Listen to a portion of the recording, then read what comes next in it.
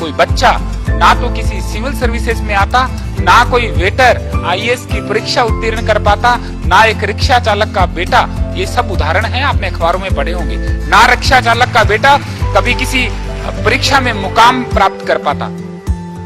सिर्फ एक ही चीज में सच्चाई है, वो सच्चाई ये है कि आप जहां रहते हैं, जिस प्रकार के वातावरण में रहते हैं, उसको समझ लेना बहुत जरूरी है। मैं आदिवासी क्षेत्र के इन समस्त बच्चों को बता देना चाहता हूँ, हो सकता है कि आपके माता पिता इतने सक्षम नहीं हो कि वो आपको दिल्ली, मुंबई, कोलकाता या चेन्नई जैसे महानगरों के बड़े बड़े 10 मंजिल स्कूल में पढ़ा रहे हो सकता है आपके माता पिता इतने सक्षम नहीं हो कि जब आप घर पर जाते हैं और बड़े आराम से बताते हैं कि मुझे होमवर्क मिला है, उनको समझ ही नहीं आता हो कि होमवर्क क्या होता है। पर ध्यान रखिएगा, मेरा मानना है कि एक एमए तक पीएचडी किए हो उच्च शिक्षित माता पिता और एक गरीब माँ बाप जो पढ़े लिखे नहीं हैं, उन दोनों के बच्चों से जुड़े हुए सपने सिर्फ एक जैसे होते हैं। वो सिर्फ एक चीज जानते हैं कि उनका बच्चा कामयाब हो।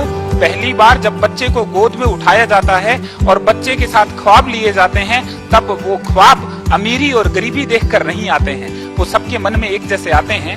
आप अपनी जिंदगी में अपना पसीना झोंकने का सामर्थ्य रखिए, आप बहुत आगे जाएंगे। किसी भी ऐसी चीज को जो आपको जरा सा भी निराश करती है, उसको अपने रास्ते में मत आने दीजिएगा। ऐसा कोई दोस्त जिसके साथ बिताए गए जिंदगी के चंद साल आपकी जिंदगी को तबाह कर दें, मेरी नजर में वो दोस्त कहलाने का अधिकारी नहीं है। कई बार आप सोचते होंगे, हम सभी इस चीज को महसूस करते हैं। मैं मेरी बात को इस ढंग से कह सकता हूं, जैसे उदाहरण लेते हैं कि मैंने ये शर्ट पहन रखी है, ये मेरे नाप की है, स्वेटर मेरे नाप का है, जूता मेरे नाप का है। जो चीज मेरी जिंदगी में 4 महीने, 5 महीने, साल, 1.5 साल चलती है, वो तो मैं मेरी पसंद की लेता हूँ, मेरे नाप की लेता हूँ। और जिन बातों के आधार पर मेरी पूरी जिंदगी चलेगी, अगर मैं उनको दूसरों की बातों के आधार पे कर दूंगा, तो फिर जिंदगी जीने का मजा कैसे आएगा।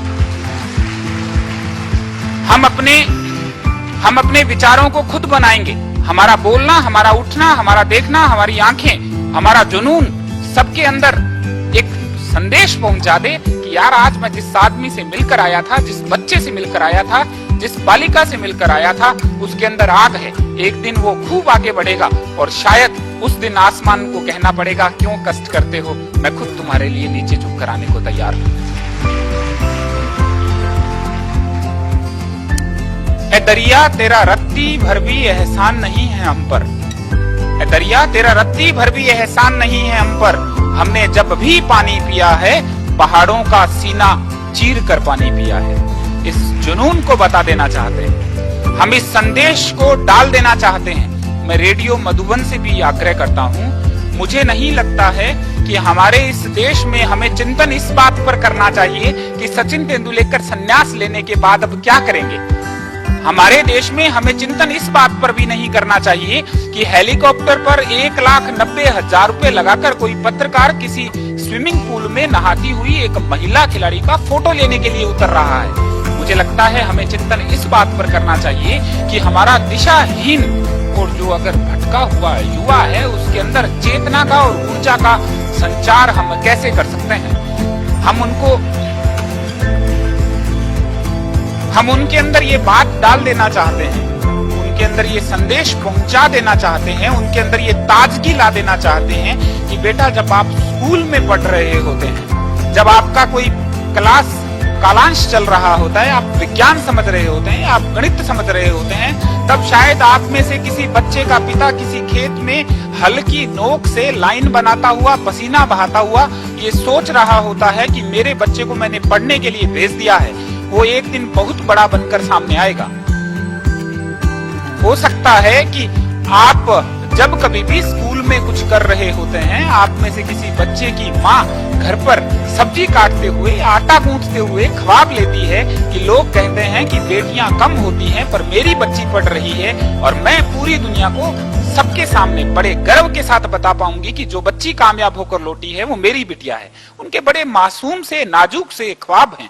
और हम लोग जो प्राय ज्यादातर जिन बच्चों को अच्छा वातावरण दे दिया जाता है, वो स्कूल तक तो फिर भी ठीक रहते हैं, पर कॉलेज में जाने के बाद कई बार चकाचौंध उनको खराब कर देती है। मैं सिर्फ आपको ये बताना चाहता हूँ, ये जिंदगी अनेक मौकों पर अनेक तरीके से इम्तिहान लेती है। इस दुनिया का जो सबसे बड़ा सच है वो आपके साथ जुड़ा हुआ है। वो जुड़ा हुआ है कि आप जमीन पर रहते हुए अपने प्रयास निरंतर करें, सदा प्रयास करते रहें। एक छोटा से 2 शब्द हैं, मुझे बहुत पसंद हैं। अगर वो शब्द आप तक पहुंच पाए तो मैं कह देना चाहता हूं, वो सिर्फ इतना सा है, कुछ और बस।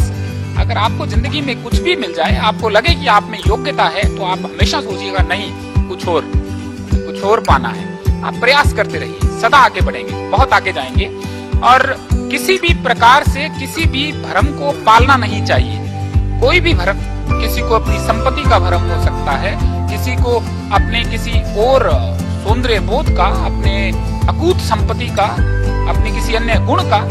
मुझे ऐसा लगता है कि ये हम सब लोग पतंग की तरह हैं। ये पतंग जब तक उसकी डोर खींचने वाले के, उड़ाने वाले के हाथ में रहे, तब तक तो मजेदार है। वरना पतंग जितनी ऊंची उड़कर जाती है, जितनी ऊंची जाती है, उसके नसीब में 2 बातें लिख दी जाती हैं। या तो ये पतंग कट कर नीचे आएगी और या लुट कर नीचे आएगी। मुझे नहीं लगता कि किसी की जिंदगी में कट कर नीचे आना और लुट कर नीचे आना अच्छा होता है। इसलिए हम बहुत शानदार तरीके से प्रयास करें। मैं ये जितने भी बच्चे हैं, आपको ये बता देना चाहता हूं कि आप अपने अंदर इस बात को बिठा कर रखिएगा।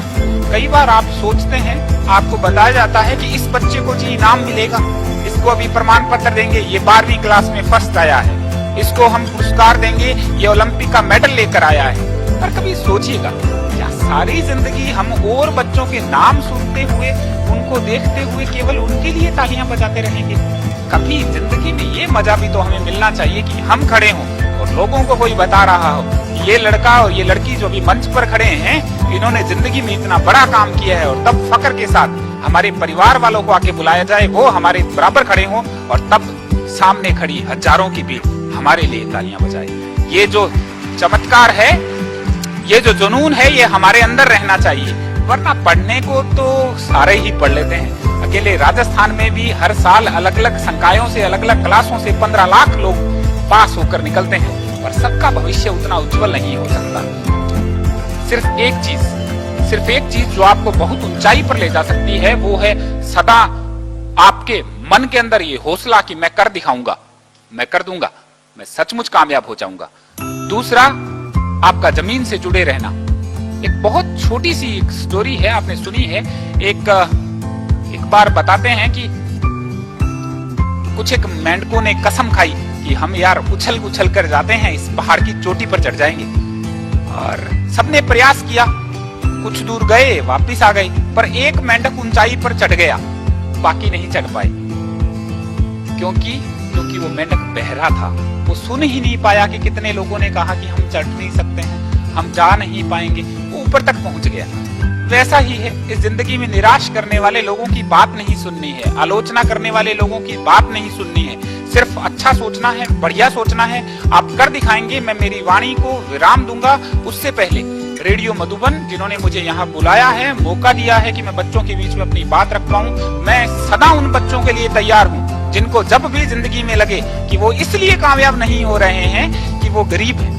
अगर उन बच्चों को लगे कि वो इसलिए कामयाब नहीं हो रहे हैं कि उनके माता पिता ने उनको ये नीले और सफेद रंग वाली पोशाक वाले सरकारी स्कूल में पढ़ा दिया है, अगर किसी बच्चे को ये लगे कि वो इसलिए कामयाब नहीं हो रहा है कि उसके गली के नुक्कड़ वाले घर के ऊंचे मकान वाले के पास जो स्कूल का बच्चा पढ़ता है उसके पास 5 कारें हैं और उसके घर में साइकिल भी नहीं है, अगर किसी को लगता हो कि वो इसलिए कामयाब नहीं हो रहा है कि गली के किसी छोर पर दूसरे घर के अंदर लोग सेब का सलाद खाते हैं और उन्होंने कई दिनों से सेब की शक्ल नहीं देखी है, मैं ऐसे सभी बच्चों के साथ हूं उनको ये बताने के लिए कि पानी और पसीने में बड़ा अंतर होता है।